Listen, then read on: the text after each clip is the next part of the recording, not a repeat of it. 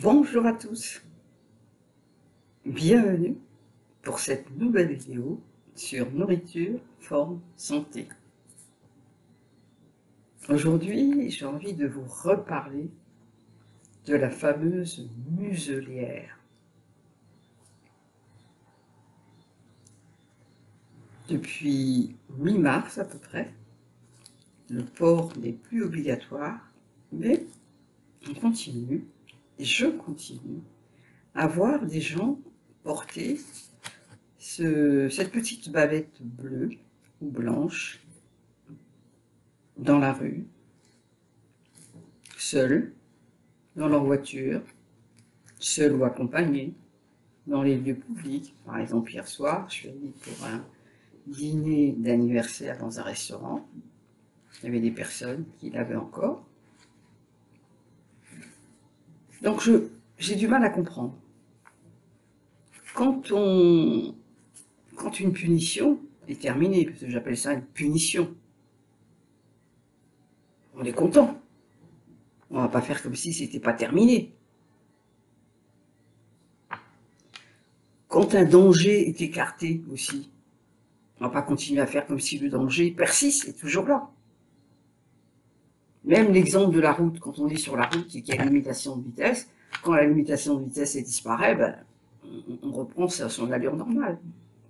Comment comprendre alors toutes ces personnes qui continuent à faire comme si de rien ne s'était passé? Peut-être avez-vous une explication.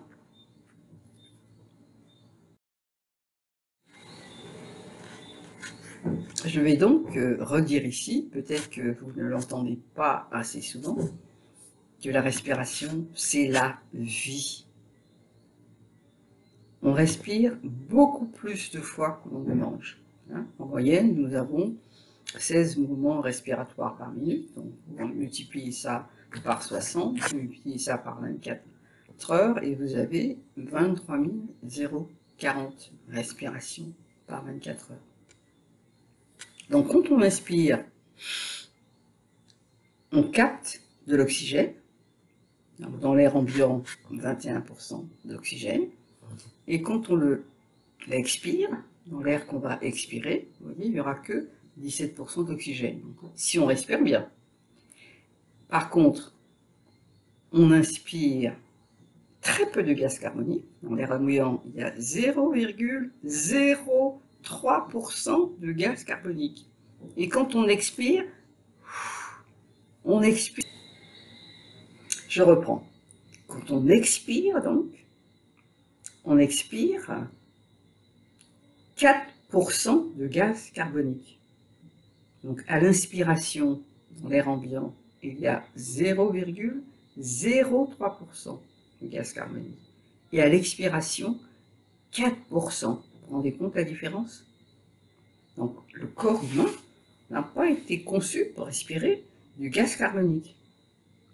Et tout ce gaz carbonique que vous réinspirez, il est à l'origine des maux de tête. Les gens qui portent constamment la muselière se plaignent de maux de tête, de fatigabilité.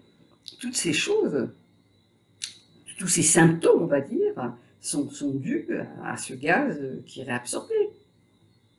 Sensation d'oppression, sensation de malaise, et c'est pas assez dit.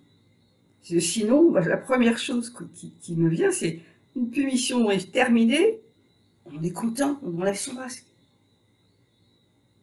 Alors, c'est pas le cas. Alors, la peur du microbe. Revenons dessus, là.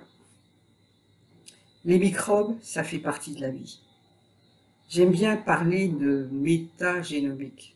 C'est un terme que vous allez retrouver sur Internet. Vous tapez métagénomique. C'est-à-dire qu'on analyse les constituants microbiens d'environnement tels que l'air, l'eau de mer, la terre, etc.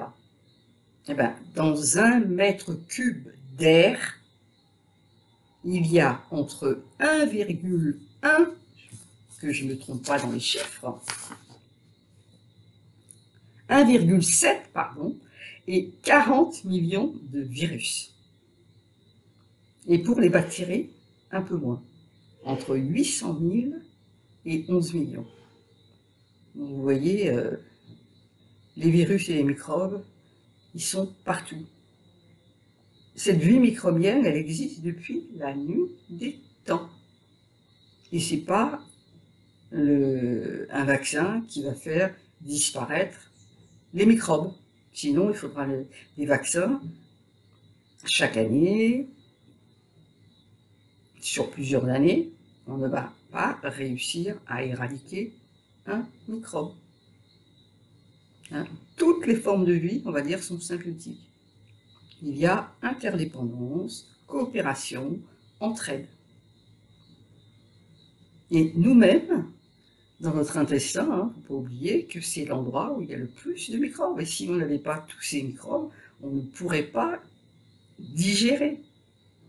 Hein, ça sert à ça, les microbes. Hein, ça entretient comment on va dire, ça entretient notre corps. Alors je sais, j'aime bien parler de ça aussi, c'est que les gens qui ont des problèmes digestifs, on en est arrivé à faire ce qu'on appelle des greffes fécales. Vous savez ce que c'est? On va chercher des selles de patients en bonne santé, qu'on va leur injecter. Évidemment, c'est pas très goûteux, hein. Quand j'ai appris ça pour la première fois, jusqu'où peut-on aller? Alors qu'il suffirait tout simplement de changer son alimentation. Enfin bref, il y aurait beaucoup à dire là-dessus. Alors, toujours est-il que la respiration apporte beaucoup plus d'énergie, comme je vous l'ai dit, que l'alimentation. Là, ça a été évalué à 18 fois plus. Et, je le redis, la respiration, c'est la vie. Ce qui veut dire, en fait, que ceux qui ont le masque ont peur de vivre.